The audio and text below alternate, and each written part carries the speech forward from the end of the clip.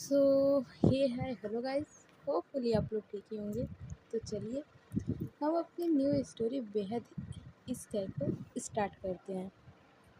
सीधा स्टोरी से स्टार्ट करेंगे और उसी में हमें कैरेक्टर के नाम और बाकी सारी चीज़ें पता चलेंगी। तो चलिए स्टोरी को स्टार्ट करते हैं। स्टोरी स्टार्ट होती है एक शख्स से जो कि सड़क के बीचों बीच अपनी एक ब्लैक कलर की जीप की बोनट पे बैठा हुआ था। उसकी हाइट 6 फुट थी और उसने ब्लैक कलर की शर्ट जिसके कि ऊपर के 2 बटन खुले हुए थे। उस ब्लैक कलर के शर्ट पर नीचे ब्लू कलर की जीन्स थी और पैरों में वाइट कलर के जूते थे। आँखों पर ब्लैक शेड्स चढ़ाए हुए थे और एक कान में बाली पहने हुए।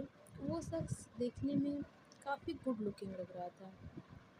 देखने में यही कोई 25 साल की उम्र और उसके हाथ में एक बंदूक थी। और वहीं उस शख्स के सामने एक इंसान घुटने के बल बैठा हुआ था। वो हाथ जोड़कर बोल रहा था और उसको देखकर साफ पता चल रहा था कि उसके अंदर कितना डर है। उस आदमी के उस आदमी का फेस दर्द के मारे पीला पड़ चुका था। वहीं जो इंसान जीप की बोनट पे बैठा हुआ था उसके होठों पर एक खतरनाक मुस्कान थी। वो अपनी बंदूक को देखते हुए कहता है, क्यों, तुमको क्या लगा था कि तुम हमारे घर आओगे, हमला करोगे और हमें पता नहीं चलेगा और हम हाथ पे हाथ धर के बैठे रहेंगे कि तुम आओ और कब हमारे घर वालों को मारो? हाँ, तुमको क्या लगा कि हम तुम्हें छोड़ देंगे? हम आरू सिंह हैं, आरू सिंह राजपूत। जहाँ से हमारे दुश्मन सोचना बंद करते हैं ना, वहाँ से हम सोचना चालू करते हैं। और फिर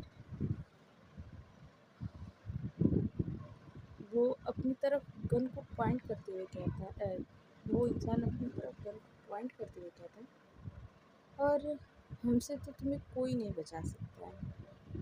आरू की बातें सुनकर वो आदमी डर से कांपते हुए कहता है कि नहीं, मुझे छोड़ दो, मैं किसी को कुछ नहीं करूँगा, लेकिन मुझे छोड़ दो। लेकिन उसकी बात पर आरू मुस्कुराते हुए कहती है, इतनी आसानी से छोड़ दूँ, तुमको क्या लगता है? और इतना बोलकर वो उसके सर के बीचों बीच गोली चला देती है, जिससे कि वो आदमी वहीं पर मर जाता है। उसके बाद से आरू मुस्कुराते हुए पप्पू से कहती है कि इसकी लाश को इसके मालिक के पास पार्सल कर दो, उसको भी तो पता चले कि आरू सिंह राजपूत से पंगा लेने से क्या होता है। इतना बोलकर वो अपनी जीप में बैठती है और उसके बगल वाले सीट पे पप्पू बैठता है, जिसके बाद उनकी गाड़ी वहाँ से चली जाती है। इधर एक आदमी जो कि कम से कम 50 के आसपास था, वो अपने सामने पड़े लाश को देख रहा था। ये उसी आदमी की लाश थी जिसे आरू ने मारा था। वो आदमी उस लाश के सीने पर अपने पैरों से मारते हुए गुस्से से चिल्लाते हुए कहता है, ये ठीक नहीं किया तुमने आरू, हमसे दुश्मनी मोल लेकर बहुत बड़ी गलती कर दी। तुम चाहे कितनी भी बड़ी बाहुबली बन जाओ, लेकिन हमारे सामने तो तुम एक मक्खी बराबर हो, जिससे हम मसल के रख देंगे। जैसे कि तुम्हारे दादा को मौत के घाट उतारा था, वैसे ही तुमको भी सीधा तुम्हारे दादा के पास पहुंचा देंगे। उसके बाद से हम भी देखते हैं कि तुम कितनी बड़ी डॉन हो। इतना बोलकर वो शैतानों की तरह हंसने लगता है। ये शख्स कोई और नहीं, शिवराज सिंह राजपूत था, जो कि आरू के मुंहबेले चाचा थे, जिन्होंने जिनको कि आरू के दादा ने पाला हुआ था। उन्हें सड़कों से उठाकर अपनी हवेली में लाया और अपना छोटा बेटा बना लिया। लेकिन सत्ता के लालच में इन्होंने उन्हें धोखा दे दिया। धीरे धीरे उनकी प्रॉपर्टी को हथियाना शुरू कर दिया। उनके कई सारे ज़मीनों को धोखे से अपने नाम लिखवा लिया। जब इस बारे में आरू के दादा को पता चला तो शिवराज ने उनका एक्सीडेंट करवा कर उन्हें मार दिया और लोगों के सामने ये जताया कि उनकी मौत बस एक एक्सीडेंट थी। यहाँ सोफे पर जाकर शिवराज किसी राजा की तरफ पैर पे पैर चढ़ा के बैठ जाता है और अपने आदमी को आदेश देते हुए कहता है, इस कचड़े को उठाओ और जाकर इसके घर पे फेंक के आओ और इसकी बीवी को पैसे दे देना ताकि वो बाद में कोई किचकिच ना करें। उसका आदेश मिलते ही उसके जो आदमी थे उस इंसान की लाश को वहाँ से ले जाते हैं कि तभी एक औरत पानी का गिलास लेकर आती है और शिवराज की तरफ गिलास बढ़ा के कहती है, ये लीजिए पानी। उस औरत की आवाज़ में घबराहट साफ साफ नज़र आ रही थी। उसने एक बनारसी साड़ी पहन रखा था और सर पे पल्ला लिया हुआ था। उस औरत को देखकर शिवराज गुस्से से गिलास झटक देता है जिससे कि गिलास ज़मीन पे गिरकर टूट जाती है। ये देखकर वो औरत अंदर तक सहम जाती है और उसकी आंखें नम हो जाती हैं। लेकिन उसकी हिम्मत नहीं होती कि वो शिवराज को एक नज़र उठाकर देखे या कोई सवाल करे। शिवराज गुस्से में उस औरत का जबड़ा पकड़ता है और दांत पीसते हुए कहता है, तुमको तो हमें ऐसे परेशान देखकर बहुत मज़ा आ रहा होगा ना, अंदर ही अंदर लड्डू फूट रहे होंगे क्योंकि ये सब तुम्हारे उस लाडली आरू के कारण हुआ है। उसे तो हम छोड़ेंगे नहीं, बहुत जल्दी उसकी लाश बड़ी हवेली जाएगी और तुम यहाँ बैठकर मातम मनाना।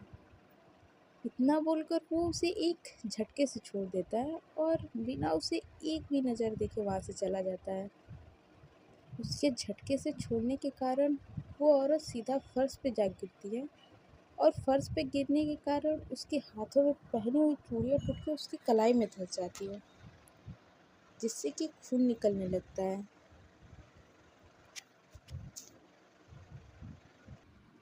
वहीं दूसरी तरफ आरू की जीप आकर एक बड़ी सी हवेली के सामने रुकती है जिससे कि आरू और पप्पू उतरते हैं। हवेली के बाहर गार्ड्स खड़े थे, वो भी हाथों में बंदूक लिए पहरा दे रहे थे। आरू हवेली के अंदर जाती है और तेज आवाज़ में कहती है, बड़की अम्मा कहाँ हैं आप, जल्दी बाहर आइए।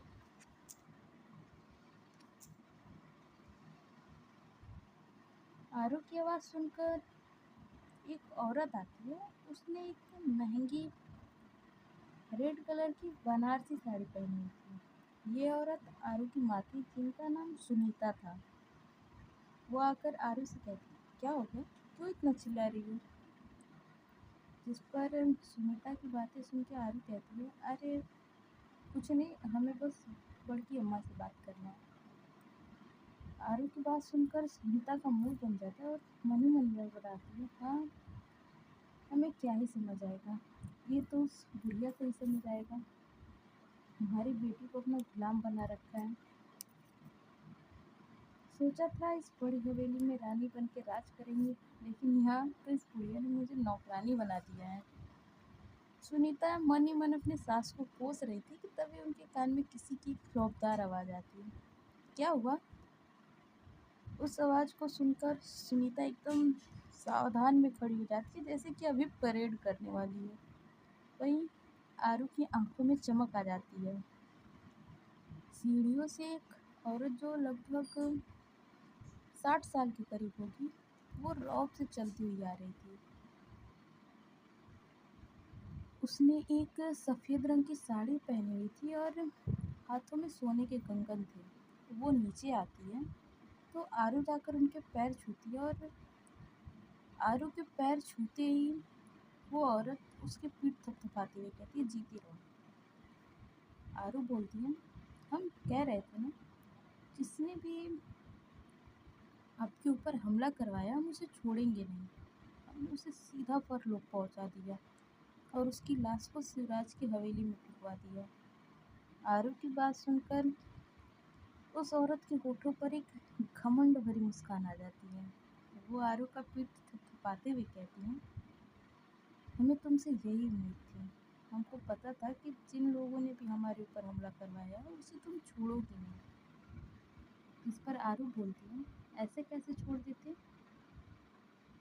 हमारी बड़की अम्मा पर हमला करवाया था। ये कोई छोटी बात नहीं है। अगर हम उसे छोड़ देते तो लानत है अम्मा पर। आरू की बात सुनकर बड़की अम्मा मुस्कुराते हुए कहती हैं, ये हुई ना बात। अब पता चलेगा इस शिवराज को कि किससे पंगा लिया है। वहीं आरू अंगड़ाई लेते हुए कहती है, आज बहुत काम हो गया, तो थोड़ा आराम कर लेते हैं। जिस पर बड़की अम्मा कहती हैं, आराम बाद में, पहले खाना खा लो। और फिर सुनीता की तरफ देख के कहती है, सुनीता बहू, अगर हमारी बातें सुनने का कार्यक्रम पूरा हो गया तो थोड़ा खाना परोस दो। बड़की अम्मा की बात सुनकर सुनीता हड़बड़ा जाती है और जबरदस्ती का मुस्कुराते हुए कहती है, अरे हाँ, हम अभी खाना लगाते हैं। इतना बोलकर वो भाग के किचन की तरफ चली जाती है। वहीं दूसरी तरफ एक लड़की जिसकी उम्र 18 साल थी, वो बच्चों के साथ खेल रही थी। वो रस्सियाँ कूद रही थी और वहाँ मौजूद बच्चे तालियां बजाते हुए कह रहे थे, वाह तुलसी दीदी, बहुत खूब।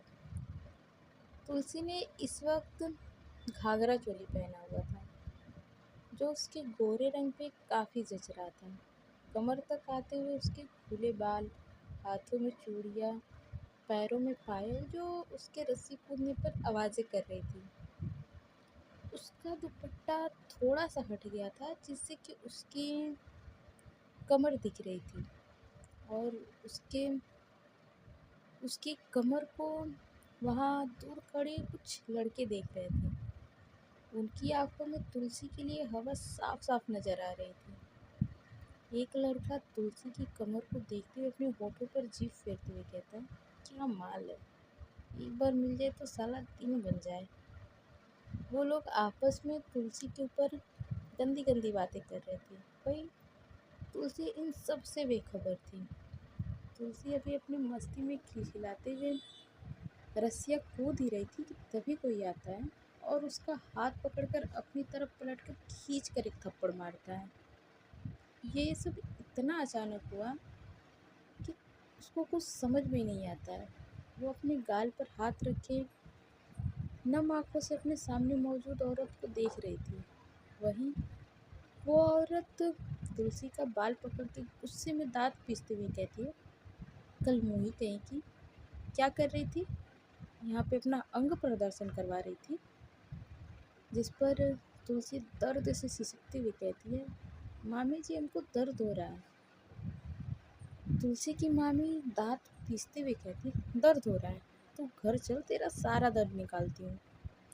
इतना कहकर वो उसके बालों से पकड़ के उसे खींचते हुए घर ले जाती है और वहीं घर के आंगन में ले जाकर पटक देती है, जिससे कि तुलसी की पटकने की वजह से उसके हाथ छिल जाते हैं, जिससे कि वो रोने लगती है। उसे रोता देखकर मामी दांत पीसते हुए कहती, क्या बहुत गर्मी चढ़ी है ना तेरे में, चल तेरी सारी गर्मी आज उतारूंगी। जिस पर तुलसी रोते हुए कहती, हमने कुछ नहीं किया है मामी जी, सच में, हम तो बस खेल रहे थे। यहाँ मामी आंगन में पड़ा झाड़ू लाती हैं और उससे तुलसी को मारने लगती हैं, जिससे कि तुलसी दर्द से चिल्लाते हुए कहती है, हमको माफ़ कर दो मामी, हम दोबारा बाहर नहीं जाएंगे, हमको मत मारो, दर्द हो रहा है। यहाँ उसकी मामी तब तक तुलसी को मारती हैं जब तक कि वो थक नहीं जाती हैं। उसके बाद से वो वही झाड़ू को फेंक कर दांत पीसते हुए कहते हैं, हम भी आराम करने जा रहे हैं, जब तक हम वापस आए तब तक खाना बन जाना चाहिए, अगर नहीं बना तो और मारेंगे। इतना बोलकर वो गुस्से से चली जाती हैं। वहीं तुलसी दर्द से सिसकते हुए हिम्मत करके ज़मीन से उठती है। उसके बॉडी पे निशान बन गए थे, लेकिन वो अपने दर्द की परवाह किए बिना रसोई घर की तरफ चली जाती है। तुलसी रसोई में जाती है और बैठकर खाना बना रही थी। उसकी पूरी बॉडी दुख रही थी। उसके बॉडी पर मारने के भी निशान साफ साफ नज़र आ रहे थे, जिसे उसने दुपट्टे से ढक रखा था। इस वक्त तुलसी की आंखों से आंसू बह रहे थे, लेकिन फिर भी वो चुपचाप अपना काम कर रही थी। शायद इसलिए क्योंकि उसका दर्द देखने वाला वहाँ कोई भी नहीं था। उसकी किस्मत इतनी बुरी थी कि वो खुल के रो भी नहीं सकती थी। अगर वो रोती और घर में कोई उसके आंसू देख लेता तो उसकी मामी उसे इस बात के लिए भी पूरी तरह से मारती। तुलसी ने सिर्फ अपना 12th कंप्लीट किया था, क्योंकि उसकी मामी उसे ज़्यादा पढ़ाना नहीं चाहती थी। उन्हें लगता था कि अगर वो तुलसी को ज़्यादा पढ़ा लिखा देंगी तो वो अपनी मनमानी करेगी और उनकी बातें नहीं सुनेंगी। भले उन्होंने तुलसी को पढ़ने न दिया हो, लेकिन उनकी एक बेटी थी जिसका नाम रोशनी था। वो शहर में एक अच्छे कॉलेज में पढ़ रही थी। इधर तुलसी मिट्टी के चूल्हे पर जल्दी जल्दी खाना बना रही थी कि तभी वहाँ रोशनी अपना फ़ोन देखते हुए आती है और ऑर्डर देने वाले लहजे में कहती है, तुलसी पानी देना। तुलसी जल्दी से उसे पानी देती है, जिसे पीने के बाद वो खाने को चूल्हे पर पकता हुआ देखकर मुंह बना के कहती है, अरे ये क्या, तुमने अभी तक खाना नहीं बनाया? पता भी है हमें कितनी भूख लगी है। लगता है तुम्हारी शिकायत मम्मी से करनी पड़ेगी। रोशनी की बात सुनकर तुलसी पूरी तरह से घबरा जाती है और अपने रूठे हुए गले से कहती है, नहीं जीजी, मामी जी को मत बताना, हम जल्दी ही खाना बना रहे हैं।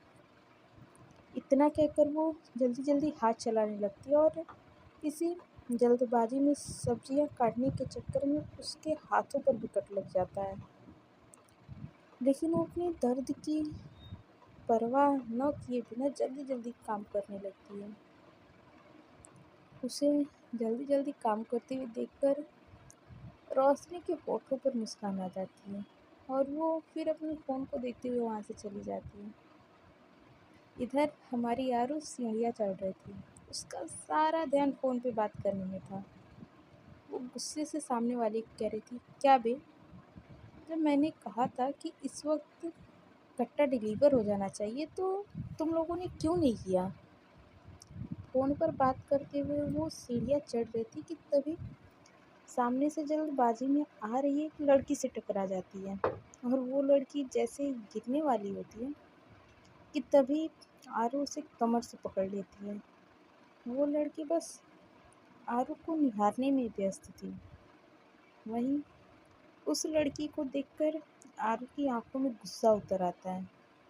वो उसे सही से खड़ा करती है और गुस्से में कहती है, आंखें हैं या बटन, दिखता नहीं है? पीटी ऊषा बनने का ज़्यादा शौक चढ़ा है तुझे?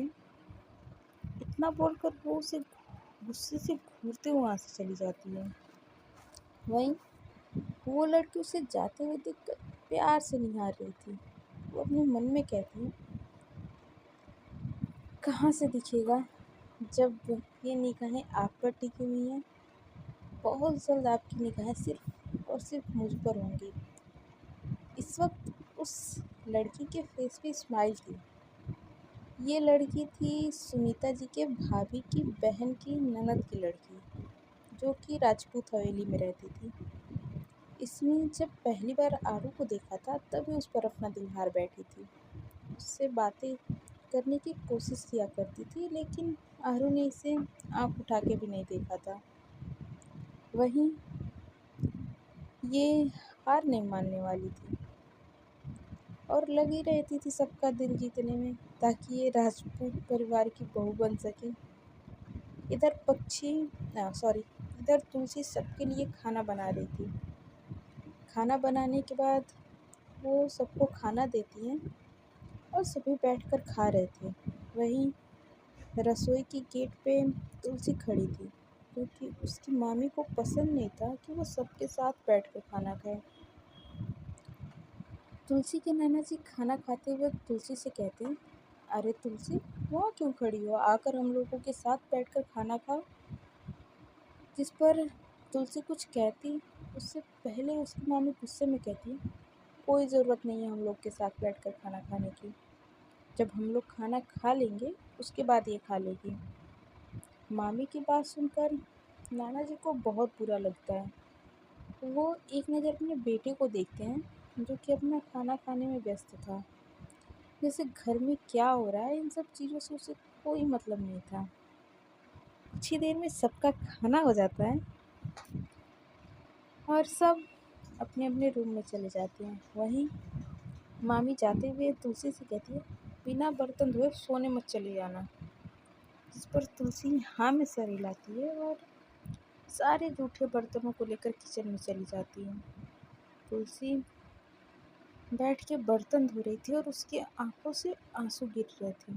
उसने कुछ नहीं खाया था, जिसके चलते उसे जोरों की भूख लगी हुई थी।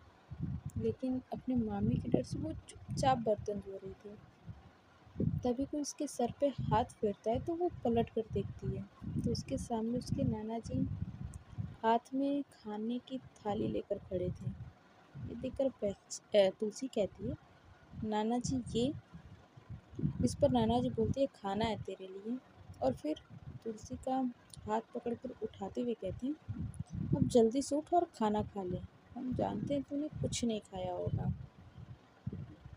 जिस पर तुलसी अपने हाथों को धोकर अपने नाना जी के साथ जाकर नीचे बैठकर नीचे बैठती है और उसके नाना जी उसे खाना खिलाने लगते हैं। तुलसी भी उनके हाथ से बड़े प्यार से खा रही थी। तुलसी को खिलाते हुए उसके नाना जी कहते हैं, हम बहुत बुरे हैं ना, हम चाहकर भी तेरे लिए कुछ नहीं कर पा रहे हैं। जिस पर तुलसी मासूमियत से कहती है, नाना जी आप ऐसा क्यों कह रहे हो। जिस पर नाना जी कहते हैं, मैं तुझ जैसी बिना माँ बाप की बच्ची को लेकर आया, सोचा तेरी मामी तुझे प्यार करेगी, लेकिन उसने हमें गलत साबित कर दिया। देखना बेटा, हम तेरे लिए किसी राजकुमार जैसा दूल्हा ढूंढेंगे जो कि तुम्हें रानी बना कर रखेगा, महलों में राज करोगी तुम। नाना जी की बात सुनकर तुलसी हंसती हुई कहती है, क्या नाना जी, आप भी कुछ भी बोलते हो। भला महलों का राजा हम जैसी 12वीं पास से क्या ही शादी करेगा। हम तो ज़्यादा सुंदर भी नहीं हैं। देखना आप, महलों का राजा रोशनी दीदी को मिलेगा और वो राज करेंगी। नाना कुछ देर पक्षी को देखते हैं और फिर कहते हैं, सॉरी, तुलसी को देखते हैं और फिर कहते हैं, तुम इतनी अच्छी क्यों हो, हमेशा दूसरों की सोचती हो, कभी तो खुद के लिए सोच लिया करो। जिस पर तुलसी हंसते हुए कहती है, हमारे लिए सोचने के लिए हमारे महादेव हैं ना। तुलसी की बातें सुनकर उसके नाना जी भी हंस देते हैं। कुछ ही देर में वो तुलसी को खाना खिला देते हैं। उसके बाद से वो दोनों अपने अपने रूम में चले जाते हैं, इस बात से बेखबर कि आने वाले आने वाला कल उनकी ज़िंदगी में क्या बदलने वाला है। सो फ्रेंड्स, आज के पार्ट में बस इतना ही। मिलते हैं नेक्स्ट पार्ट में और जानते हैं कि आने वाले पार्ट में क्या होता है। तब तक के लिए bye bye, take care, bye guys.